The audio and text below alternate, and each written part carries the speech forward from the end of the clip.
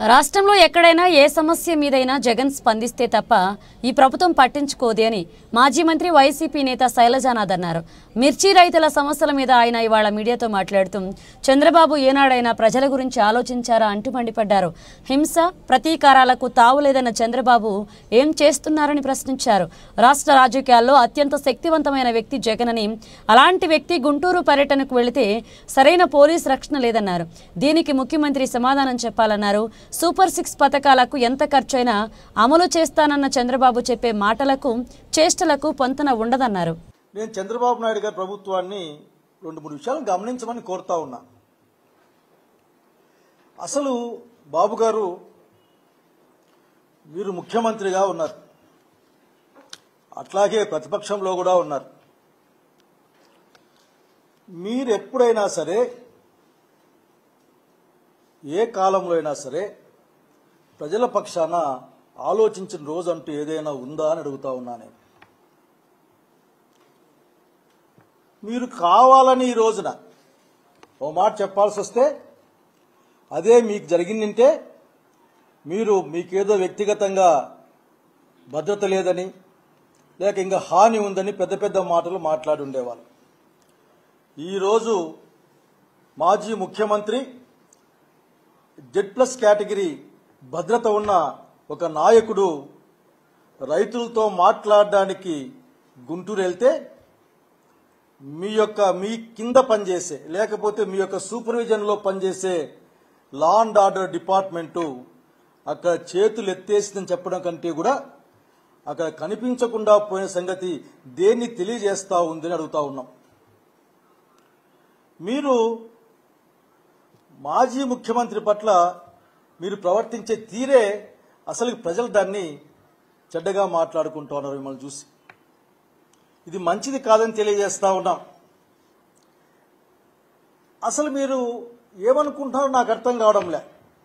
మీకు కావలసిన వాళ్ళ చేత 11 సీట్లని అట్లా ఇట్లా ఎద్దేవా చేయిస్తూ ఉంటారు. ఒక విషయాన్ని స్పష్టంగా చెప్పాలనుకుంటా ఉన్నాం.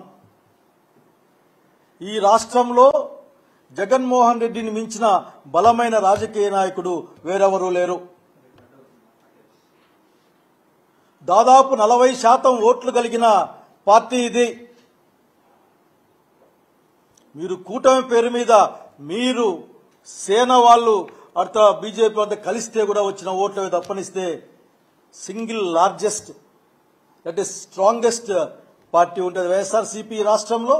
నాయకుడు జగన్మోహన్ రెడ్డి గారు దాన్ని మీరు గుర్తించినా నిరాకరించినా సరే అక్కడికి హాజరైన అశేష జనవాహిని తెలియజేస్తుంది జగన్మోహన్ రెడ్డి గారి పట్ల ఆంధ్ర రాష్ట్ర ప్రజానీకానికి ఉన్న నమ్మకం ఏంది, భరోసా ఏందన్న విషయం పట్ల. నేను పోలీసు వాళ్ళని కూడా అడుగుతా ఉన్నాను. ఈ మధ్య అర్థం కావడం లేదు మాలాంటి వాళ్లకు. వ్యవస్థలు రాష్ట్రాల్లో పనిచేస్తాయి, వ్యవస్థలు పార్టీల కోసం పనిచేయవు. వ్యవస్థలు పార్టీల కోసం పనిచేయాల్సి వస్తే అప్పుడు యూపీఎస్సీలో పెట్టుకోవాలి ఎగ్జామ్.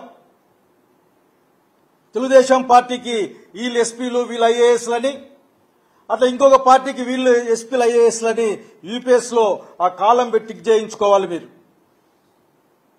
దయచేసి ఇప్పటికైనా మారమని కోరుతా ఉన్నాం. ఈ రోజున జగన్మోహన్ రెడ్డి గారు రైతులని పరామర్శించడానికి పోవడానికి మీకున్న ఇబ్బంది ఏందో నాకు అర్థం కాదు, కానీ అర్థం చేసుకునే ప్రయత్నం చేస్తా ఉన్నాం. ఎందుకంటే ఇప్పటికి కూడా రైతు పట్ల జగన్మోహన్ రెడ్డి గారు మిర్చి యార్డుకు పోతే తప్ప మీకు ఏమాత్రం కూడా గుర్తు లేకుండా ఇప్పుడు ఉత్తరం రాస్తారు కేంద్ర ప్రభుత్వానికి, రాసే ప్రయత్నం చేస్తారు. రైతాంగం గురించి మీరు ఎప్పుడూ ఆలోచించలేదు, ఇప్పుడే కాదు ఎప్పుడు కూడా ఆలోచించలేదు. మీరు మాట్లాడే మాటలకి చేస్తున్న పనులకి ఏమాత్రం పొంతన కనపడడం లేదు. మీ ప్రయారిటీ స్పష్టంగా చెప్పండి. మీ ప్రయారిటీ నాకు కనిపించేది ఏంటంటే బహుశా చంద్రబాబు నాయుడు గారు మొన్న ఒక మాట మాట్లాడారు, ప్రజాస్వామ్యం అంటే అని శుద్ధులు చెప్పారు. ప్రజాస్వామ్యం అంటే అదో హింసకి పగకి ప్రతీకారాలకి చోటు ఉండదు అని చెప్పారు. కరెక్ట్గా దాన్ని ఆలోచించమని చెప్తా ఉన్నా నేను. నిజంగా ఎంత చిన్న విషయం ఇది. మీ యొక్క సూపర్ 6 అమలు చేయాలంటే ఇంటింటికి ఎంతమంది ఉన్నా సరే 15,000 15,000 ఇవ్వాలంటే ఇంకా సిగ్గుచేటు హాస్పిటల్లో మందులు లేవని చెప్పుకుంటా ఉన్నారు. దాదాపు 500 రకాల మందులు ఉండాలి. 100-150 కంటే ఎక్కువ లేవు. ఎవరికి చెప్పుకోవాలని మాట్లాడుతూ ఉన్నారు. ఈ మాట మాట్లాడితే మళ్ళీ బీజేపీ వాళ్ళకి పెద్దగా కోపం వస్తుంది. నేను బీజేపీ వాళ్ళని కోరుతా ఉన్నా. ఈ రాష్ట్రం ఆర్థికంగా విచ్ఛిన్నమైపోయింది. అయినప్పటికీ నాకు తెలుసు, అనుభవం ఉంది, సంపద సృష్టిస్తా, నేను ఈ 6 వాగ్దానాలని అమలు చేస్తానని చెప్పి మీకు నిజంగా కొద్ది కూడా సోయకి రాదని అడుగుతా ఉన్నా. నేను ప్రజల ఓట్లేస్తే లేక ఎన్నికలు అయిపోతే బ్రాకెట్లో ఈవీఎంలు ఉంటాయనుకోండి, ఇప్పటికీ లెక్క చెప్పండి 12.5 లక్షల ఓట్లు కూడా ఉంటాయనుకోండి. గుంటూరు మిర్చి యార్డుకి Z+ కేటగిరీ ఉండి ఈ రాష్ట్రంలో అత్యంత శక్తివంతమైన నాయకుడు అక్కడికి పరామర్శకు వెళ్తా ఉంటే మీరు పోలీసు వాళ్ళని అక్కడ రక్షణ వలయాన్ని ఎందుకు ఏర్పాటు చేయలేకపోయారు?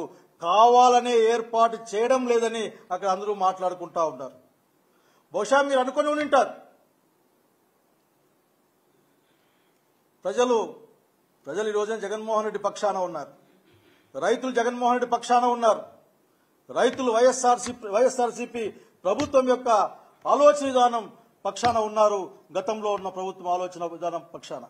కోర్టు కూడా చెప్పింది, అరెస్ట్ చేస్తారు, లోపలేస్తారు, కొడతారు అని బహుశా కోర్టు ఇప్పుడు కామెంట్ చేసింది. అది మీ ప్రయారిటీలో ఉందా? ఫస్ట్ ప్రయారిటీ లేక ప్రజలు ఉన్నారా? మీరు ఎలక్షన్లలో ఓటర్లకి ప్రజలకి మీరు మాయ మాటలైనా చెప్పి ఉండాలి, లేకపోతే గెలిచిన తర్వాత వీళ్ళకెందుకు చేయాలే ఇవన్నీ వేరే విషయాలకు మళ్లిస్తే, వేరే విషయాలంటే కార్పొరేట్ సంస్థలకి కార్పొరేట్ జనాలకు మళ్లిస్తే లాభం వస్తుంది కానీ ఒక వాణిజ్య దృక్పథంలో మీరు ఉండాలి. మీరు గమనించండి, ఆంధ్రప్రదేశ్ రాష్ట్ర ప్రజానీకం యొక్క కొనుగోలు శక్తి రోజు రోజుకు పడిపోతున్న సంగతి గుర్తుపెట్టుకోమని. పరిపాలన అంటే ప్రతీకారాలు, కక్షలు ఇవి కాదని ప్రజలు అనుకుంటా ఉన్నారు, మాలాంటి వాళ్ళు భావిస్తా ఉన్నాం. ప్రజలు తమ బ్రతుకుల్ని తమ జీవితాలని మరింత మెరుగ్గా మారుస్తాయని ప్రభుత్వాలకు ఆశిస్తారు తప్ప మీ అజెండా ప్రజలు కాకుండా వేరే పుస్తకాలు రాసుకునే అజెండాలు మీ దగ్గర ఉంటాయని అని ప్రజలు మాట్లాడుకుంటున్నందుకు నిజంగానే పౌడిగా చింతిస్తూ మరొక్కసారి ఒక్క విషయం మాత్రం మీరు గుర్తుపెట్టుకోవాలి. ఆఖరి ప్రజల పట్ల బాధ్యత కలిగి ఉండండి, రైతుల పట్ల ప్రేమ కలిగి ఉండండి. ఇది వ్యవసాయక రాష్ట్రం. ఇక్కడ అదనపు సంపద రైతే సృష్టిస్తాడు కనుక రైతును కాపాడుకునే ప్రయత్నం చేయమని కోరుకుంటూ డైవర్షన్ పాలిటిక్స్ మానేసి ప్రజల పక్షాన ఆలోచించమని ఒక్క క్షణం తీరిగ్గా అని కోరుకుంటూ ముగిస్తా ఉన్నాను.